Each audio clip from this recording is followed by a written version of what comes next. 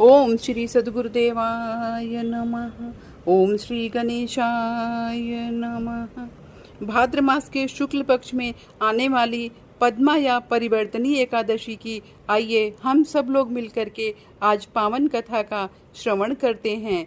इस कथा के श्रवण से मनुष्यों के सारे पापों का नाश हो जाता है और इस कथा को श्रवण करने से महान पुण्य की प्राप्ति होती है। तो आइए सुनते हैं किस प्रकार से पद्मा या परिवर्तनी एकादशी की कथा है। हरे कृष्ण कृष्ण कृष्ण हरे हरे, हरे राम राम राम हरे हरे। एक बार महाराज युधिष्ठिर ने भगवान श्री कृष्ण से पूछा कि कृपया यह बताइए कि भाद्र मास के शुक्ल पक्ष में जो एकादशी होती है उसका क्या नाम है, उसके देवता कौन से हैं और उसकी विधि कैसी है।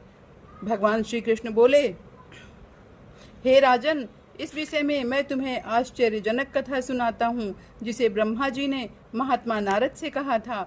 नारद जी ने पूछा, हे चतुर्मुख, आपको नमस्कार है। मैं भगवान विष्णु की आराधना करने के लिए आपके मुख से यह सुनना चाहता हूँ कि भाद्र मास के शुक्ल पक्ष में कौन सी एकादशी होती है।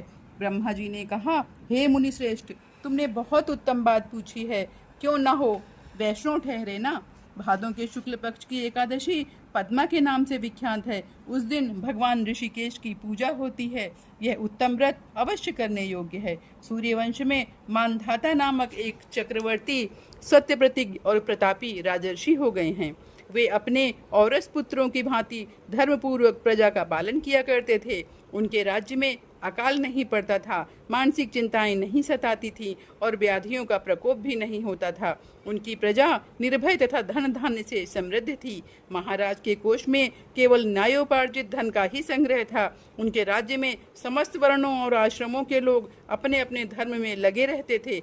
मानधाता के राज्य की भूमि कामधेनु के समान फल देने वाली थी। उनके राज्यकाल में प्रजा को बहुत सुख प्राप्त होता था।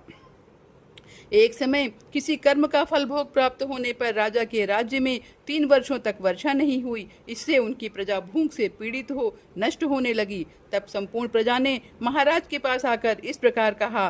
प्रजा बोली, हे नृपश्रेष्ठ, आपको प्रजा की बात सुननी चाहिए। पुराणों में मनीषी पुरुषों ने जल को नार कहा है। वह नार ही भगवान का अयन निवास स्थान है, इसलिए वे नारायण कहलाते हैं। नारायण स्वरूप भगवान विष्णु सर्वत्र व्यापक रूप में विराजमान हैं। वे ही मेघ स्वरूप होकर वर्षा करते हैं। वर्षा से अन्न पैदा होता है और अन्न से प्रजा जीवन धारण करती है। हे नृपश्रेष्ठ, इस समय अन्न के बिना प्रजा का नाश हो रहा है, अतः ऐसा कोई उपाय कीजिए जिससे हमारे योगक्षेम का निर्वाह हो। राजा ने कहा, आप लोग का कथन सत्य है, क्योंकि अन्न को ब्रह्म कहा गया है। अन्न से प्राणी उत्पन्न होते हैं और अन्न से ही जगत जीवन धारण करता है। लोक में बहुधा ऐसा सुना जाता है तथा पुराणों में भी बहुत विस्तार के साथ ऐसा वर्णन है कि राजाओं के अत्याचार से प्रजा को पीड़ा होती है, किंतु जब मैं बुद्धि से स्वीकार करता हूँ तो मुझे अपना किया हुआ कोई अपराध दिखाई नहीं देता है। फिर भी मैं प्रजा का हित करने के लिए पूर्ण प्रयत्न करूँगा। ऐसा निश्चय करके राजा मानधाता ने इन्हें गिने व्यक्तियों को साथ ले विधाता को प्रणाम करके सघन वन की ओर चल दिए। वहां जाकर मुख्य मुख्य मुनियों और तपस्वियों के आश्रमों पर घूमते फिरे। एक दिन उन्हें ब्रह्मपुत्र अंगिरा ऋषि के दर्शन हुए। उन पर दृष्टि पड़ते ही राजा हर्ष में भरकर अपने वाहन से उतर पड़े और इंद्रियों को वश में रखते हुए दोनों हाथ जोड़कर उन्होंने मुनि के चरणों में प्रणाम किया। मुनि ने भी स्वास्थ्य कहकर राजा का अभिनंदन किया और उनके राज्य के 7 अंगों की कुशलता पूछी। राजा ने अपनी कुशलता बताकर मुनि के स्वास्थ्य का समाचार पूछा। मुनि ने राजा को आसन और अर्घ्य दिया। उन्हें ग्रहण करके जब वे मुनि के समीप बैठे तो मुनि ने राजा से आगमन का कारण पूछा। राजा ने कहा, हे भगवान, मैं धर्मानुकूल प्रणाली से पृथ्वी का पालन कर रहा था, फिर भी मेरे राज्य में वर्षा का अभाव हो गया। इसका क्या कारण है, मैं इस बात को नहीं जानता हूँ।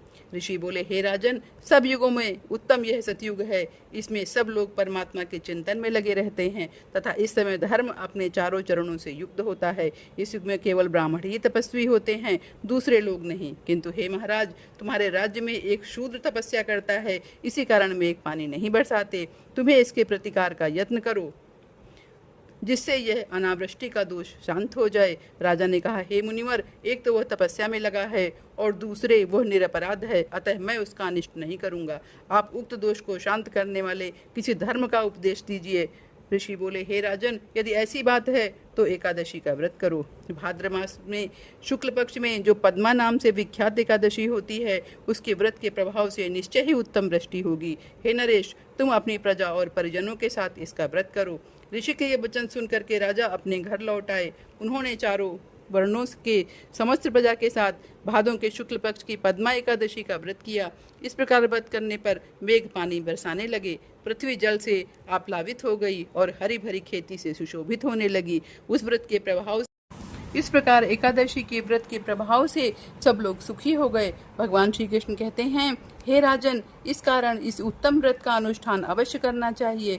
पद्मा एकादशी के दिन जल से भरे हुए घड़े को वस्त्र से ढककर दही और चावल के साथ ब्राह्मण को दान देना चाहिए। साथ ही छाता और जूता भी दान देना चाहिए। दान करते समय निम्नांकित मंत्र का उच्चारण करना चाहिए। बुधवार और श्रवण नक्षत्र के योग से युक्त द्वादशी के दिन बुध श्रवण नाम धारण करने वाले हे भगवान गोविंद, आपको नमस्कार है। हे भगवान, आपको नमस्कार है। मेरी पाप राशि का नाश करके आप मुझे सब प्रकार के सुख प्रदान करें। आप पुण्यात्मा जनों को भोग और मोक्ष प्रदान करने वाले तथा सुखदायक हैं। हे राजन, इसके पढ़ने और सुनने से मनुष्य सब पापों से मुक्त हो जाता है। इस प्रकार से इस एकादशी की कथा का समापन हुआ।